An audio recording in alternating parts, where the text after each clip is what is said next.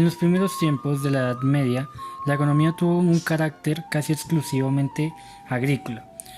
Recién a partir del siglo XIX empezaron a renacer los mercados, los centros urbanos y el comercio internacional. El comercio internacional se desarrollaba desde el este hacia el oeste.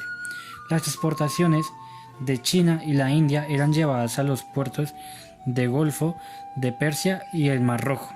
De ahí, las caravanas de camellos y caballos partían a Alejandría en Egipto, a los puertos de San Juan de Acre y de Jaffa en Palestina. Allí, las mercaderías eran cargadas en los barcos y llevadas a las ciudades del norte de Italia, a Venecia, Génova y Florencia. En aquellos tiempos belicosos, las ciudades, al igual que los castillos, tuvieron que rodearse de poderosos muros y fortificaciones en el centro de la ciudad. Había una plaza en que se celebraba el mercado semanal. A su costado se elevaban la iglesia, el palacio del ayuntamiento y las casas de los principales gremios y de los patricios. El gobierno de la ciudad era ejercido por un concejal municipal, cuyos miembros eran elegidos por las corporaciones. Solían pertenecer a las familias patricias. Esto es las familias más antiguas y ricas. El consejo estaba presidido por un alcalde. El gobierno municipal cuidaba de la defensa de la ciudad y de la seguridad pública. Percibía los impuestos, administraba el dinero municipal, nombraba a los jueces y jurados, administraba las escuelas y los hospitales y fijaba la política económica. Vueltos a la ciudad natal, presentaban su obra maestra y rendían un examen para ascender a maestros.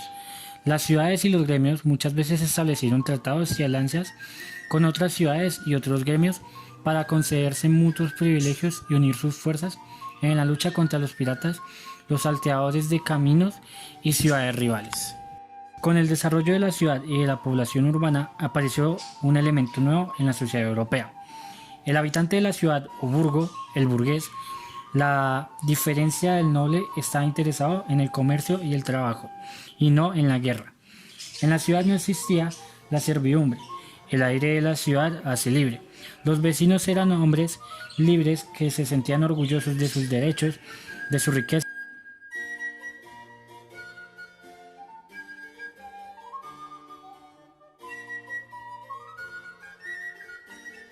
Los aztecas se establecieron en el Valle de México a principios del siglo XIV después de Cristo. Aquí fundaron su capital, Tenochtitlán, sobre la que se asienta el actual México. Tenochtitlán era una ciudad amurallada con canales y jardines flotantes y ubicada en la zona del lago Texcoco. Grandes conocedores de la astronomía, la medicina y la escritura, la mayoría de la población no tenía acceso al saber reservado exclusivamente a los sacerdotes. De hecho, la religión formaba parte de cada momento de la vida en este pueblo que tenían en Quetzalcóatl, conocido como la serpiente emplumada, un dios más importante.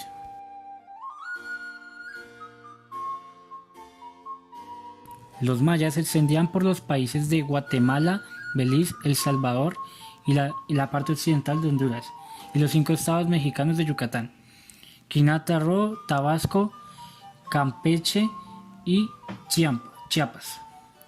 No constituían un estado unificado, sino que se organizaban varias ciudades-estado, independientes entre sí. Estas ciudades compartían las mismas creencias y se sometían a sacerdotes cuyo poder provenía de sus conocimientos en astronomía, matemáticas y numerología.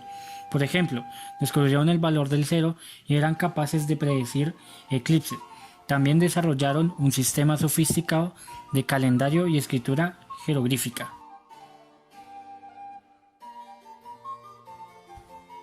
El imperio inca abarcó desde las sierras de la actual Colombia hasta el norte de Chile y Argentina, y desde la costa de Perú y Ecuador hasta el este de los bosques del Cusco, situado en un valle a 3.400 metros de altitud sobre el nivel del mar. Cerca de esta erigida, sobre la cúspide de una montaña entre los picos de los Andes, se encuentra el Machu Picchu, ciudadela andina construida con fines religiosos y militares, al frente del imperio que ellos llamaban Tahuantinsuyo. Estaba el Inca y las zonas conquistadas estaban dirigidas por los curacas o gobernadores de provincia. Durante los 33 años de gobierno de Pachacútec, el estado inca se convirtió en un poderoso imperio, algo que sucedió en la época que Colón iniciaba su viaje a lo desconocido.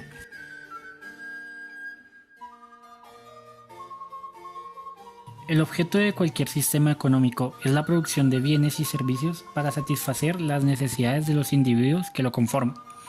En ese sentido, una de las principales actividades que se llevan a cabo en el sistema económico es la producción. Esa producción se destina al consumo, que es otra de las actividades económicas fundamentales del sistema económico. Sin embargo, todo lo que se produce no se destina totalmente al consumo, ya que lo que queda se usa para adquirir los bienes que contribuían a generar en el futuro un mayor nivel de producción y por tanto de consumo, proceso que se denomina inversión.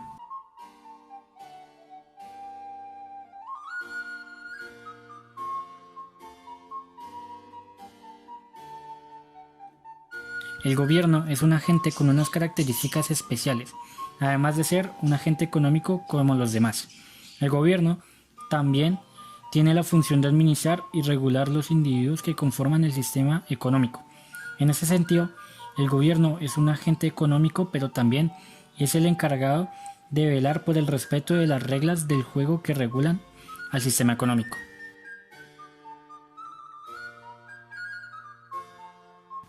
Los hogares son las unidades sociales conformadas por las personas que viven en una misma vivienda. Las empresas son las unidades que llevan a cabo la actividad económica de producción. El análisis de los agentes económicos puede completarse con la clasificación de tipo de bienes y servicios que ellos intercambian.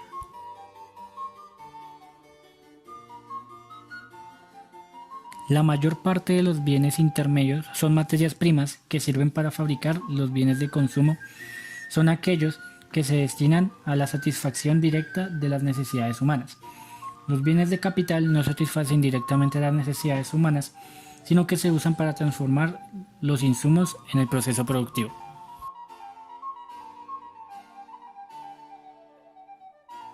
Por esta época empezó el renacimiento de los estudios jurídicos y de manera general el progreso de las universidades, lo que favoreció la elaboración ideológica del poder. Con base en la tecnología se defendió que el poder eclesiástico debía concentrarse en las manos del Papa, quien a su vez podía interferir en los asuntos temporales, es decir, en la política feudal y en las monarquías. Entre los autores influyentes de este periodo se encuentra Santo Tomás de Aquino, quien en su obra La Suma Teológica comentó la política de Aristóteles y propuso la existencia de un principio ordenado para la convivencia, el cual concluía en la búsqueda del bien común. En este sentido, la autoridad eclesiástica se encontraba por encima de cualquier otro poder. Para Santo Tomás habían tres tipos de leyes: humana, natural y divina, donde la última se sobreponía a las anteriores. Su obra influyó en el desarrollo de la teoría política hasta el siglo XVI. Sin embargo, en pleno apogeo del feudalismo y el poder de la Iglesia, bajo el creciente desarrollo del comercio, comenzó a aparecer el movimiento urbano y municipal, así como las transformaciones sociales y culturales que éste produjo. Entre sus consecuencias más importantes se encuentra el hecho de que se formara una nueva clase social, la burguesía, y con él los comienzos de la formación de nuevas expectativas políticas que marcarían la historia política en los siguientes siglos. Su desarrollo se vio impulsado durante el siglo XIII por la aparición de los primeros sistemas parlamentarios.